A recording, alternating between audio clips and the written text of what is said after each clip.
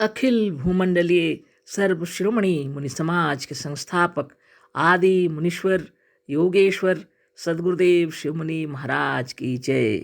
उपस्थित मुनि वृंद, साधु सज्जन वृंद, संत वृंद, साधक वृंद, आध्यात्म ज्ञान के जिज्ञासु और प्रेमियों, सभी श्रोता वृंद, आप सबको मेरा कोटिशः नमन, सप्रेम जय जीव। तो आध्यात्मिक चर्चा चल रही है और हम लोग सदगुरुदेव शिव मुनि महाराज रचित ग्रंथ निरोग होने का अद्भुत उपाय पर चर्चा कर रहे हैं और अध्याय 13 पर चर्चा हो रही है, जीवन और मरण का रहस्य। और प्रत्येक पैराग्राफ पढ़कर और आगे हम लोग पढ़ेंगे। आज हर पैराग्राफ पर थोड़ा चर्चा करते हुए आगे हम लोग पढ़ते हैं, है ना। आज आगे पढ़ेंगे हम लोग। कल तो हम लोगों को यह मालूम पड़ गया कि शरीर जो है कभी मरता नहीं, कभी सूक्ष्म होता है, कभी स्थूल। जैसे आत्मा अमर है, शरीर भी अमर है। आत्मा बिना शरीर के कभी नहीं रहती, है ना। कभी स्थूल शरीर में रहती है तो कभी सूक्ष्म शरीर में। इसलिए आत्मा की तरह ही शरीर भी अमर है ना। आज आगे पढ़ेंगे हम लोग।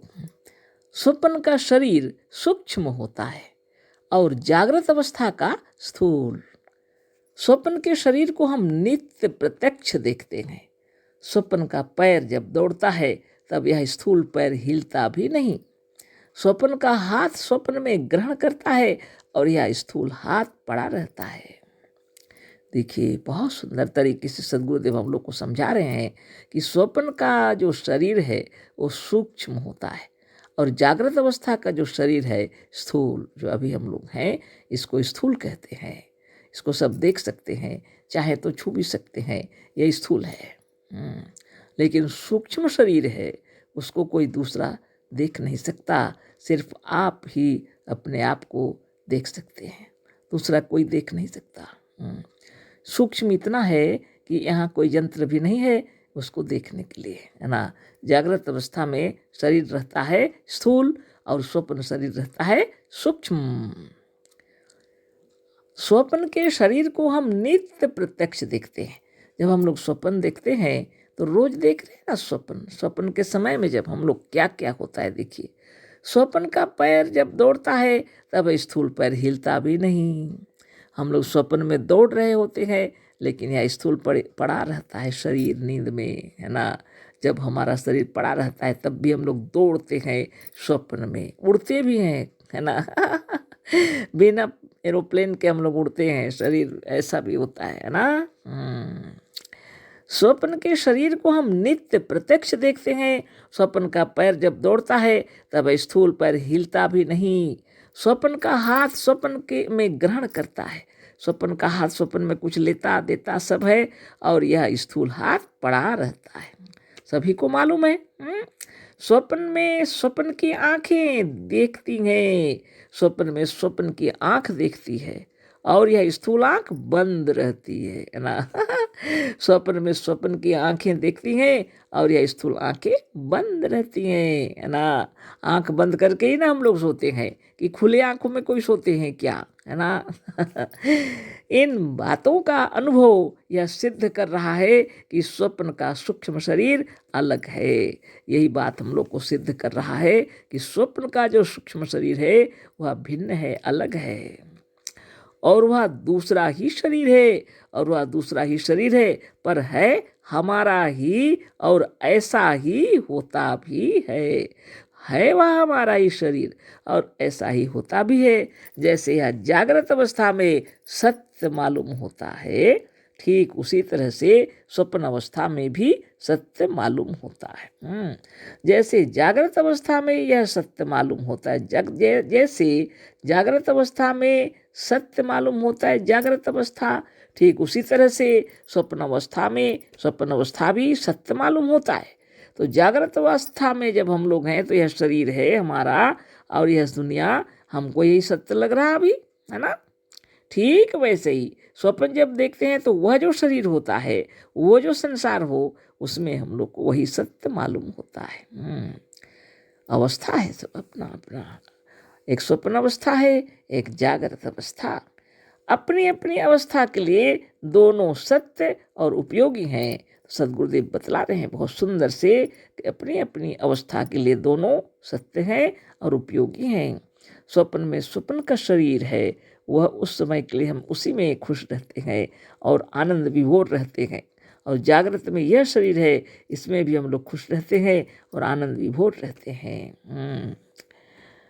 स्थूल के बाद सूक्ष्म शरीर मिलता है और कुछ समय के बाद यह स्थूल से संयुक्त हो जाता है। स्थूल के बाद सूक्ष्म शरीर मिलता है, स्थूल शरीर के बाद क्या मिलता है? सूक्ष्म शरीर। चले जाते हैं सूक्ष्म में, है ना, और कुछ समय के बाद फिर स्थूल भी मिलते संयुक्त हो जाता है ना। मरण के बाद जीवन, जीवन के बाद मरण निरंतर लग रहा है। तो सूक्ष्म के बाद स्थूल, स्थूल के बाद सूक्ष्म, कोई कह नहीं सकता कि कौन पहले था, है ना। एक दिन हम लोग उस विषय में भी चर्चा किए हैं इसी किताब में।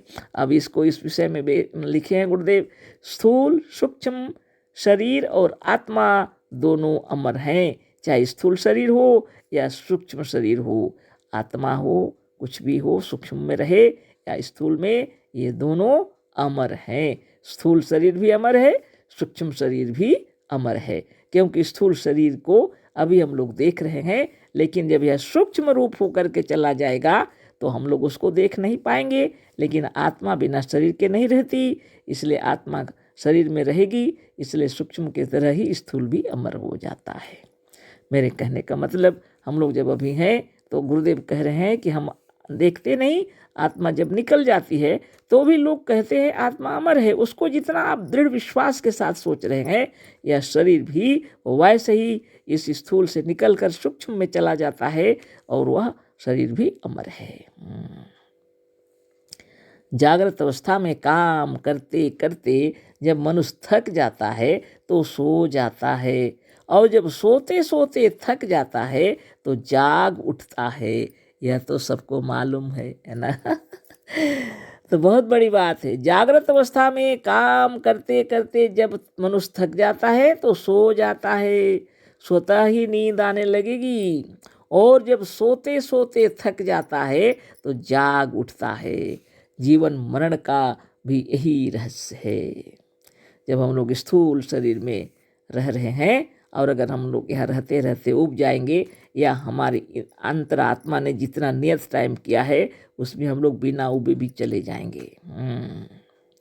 और अगर हमारे काफ़ी दिन रहने की इच्छा है, अंतरात्मा से हमने नियत किया हुआ है, तो अधिक दिनों तक रहेंगे, है ना।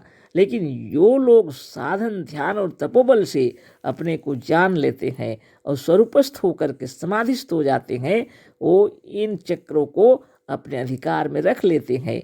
जब इच्छा होती है जन्म लेते हैं, और जन्म लिए हैं तो जब तक इच्छा रहती है रहते हैं, और जब इच्छा होती है छोड़ देते हैं शरीर, और काफ़ी समय तक सूक्ष्म भी रहते हैं, है ना। और फिर स्थूल में भी उनकी इच्छा, जो मोक्ष प्राप्त कर लिए हैं, मुक्त हो चुके हैं, जिनको जीवन मुक्त कहा जाता है, इसी जगत में रहते हुए जो मोक्ष प्राप्त कर लेते हैं, है ना। और ऐसी कोई स्थान नहीं है जहाँ आपको मोक्ष प्राप्त होगा।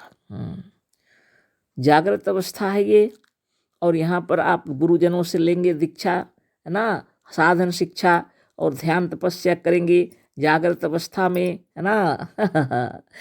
तब जागृत से स्वप्न, स्वप्न से सुषुप्ति, सुषुप्ति तुरिया, यह ज्ञान आपको गुरुदेव बतलाते हैं। और जब तुरीय अवस्था में पहुंच जाएंगे तो आपको इसी जागृत अवस्था में रहते रहते ही मालूम हो जाता है कि हम मृत्यु अवस्था में भी वहीं पर जाते हैं।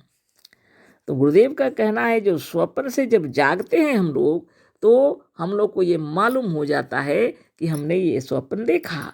लेकिन जब स्वप्न में ही रहते हैं तो जागृत अवस्था की बातें याद नहीं रहती, है ना, और ना दूसरे स्वप्न की बातें याद रहती हैं, है ना। अगर वो बातें याद रहती तो हम लोग स्वप्न में, माने नींद में आनंद से नहीं ले सकते। उसी तरह जीवन मरण के रहस्य के अंदर में ये जो बातें हैं, ये शरीर छोड़ने से पहले यहाँ की सारी बातें भूल जाते हैं। हम नए शरीर में आते हैं, है ना, नए रूप में आते हैं। हाँ, किसी किसी को याद रहता है, वो अलग बात है, लेकिन जो लोग समाधिस्थ हैं, योगी हैं, जीवन मुक्त हैं, उनको याद रहता है ना। तो सदगुरुदेव इन बातों को जो समझा रहे हैं, साधारण बात नहीं है, इसलिए हम यह बात बता रहे हैं। उन्होंने मोक्ष प्राप्त किया और सब कुछ जान करके हम लोग को जो ज्ञान दिए, है ना, अपनी इच्छा से शरीर धर करके आए और यहाँ पर हम लोग को ये बातें बता रहे हैं। लोग तो कहते हैं कि मोक्ष प्राप्त होने के बाद ईश्वर में मिल जाएंगे और फिर दोबारा कभी जन्म नहीं लेंगे। यह मोक्ष नहीं है। मोक्ष क्या है, सो गुरुदेव बाद में ये सब बतला रहे हैं। जीवन मरण का रहस्य, सोते सोते जब थक जाते हैं तो जग जाते हैं, और जागते जागते जब थक जाते हैं तो सो जाते हैं। यह आत्मदेव ने इतना सुंदर व्यवस्था अपने लिए किए हुए हैं। जागृत स्वप्न सुषुप्ति तुर्य, जागृत अवस्था में रहते हुए भी हम लोग अपने आत्मलोक का, यहाँ से भी हम लोग वहाँ का सैर करके चले आते हैं, सोचिए। लेकिन यदि मृत्यु की अवस्था में रहेंगे, वहाँ कोई गुरुजन नहीं है, वहाँ कोई ज्ञान की बातें कोई बताने वाले नहीं है।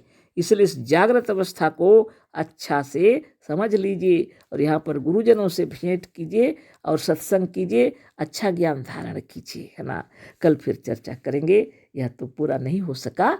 अशेष धन्यवाद, कोटि से नमन, सप्रेम जय जीव।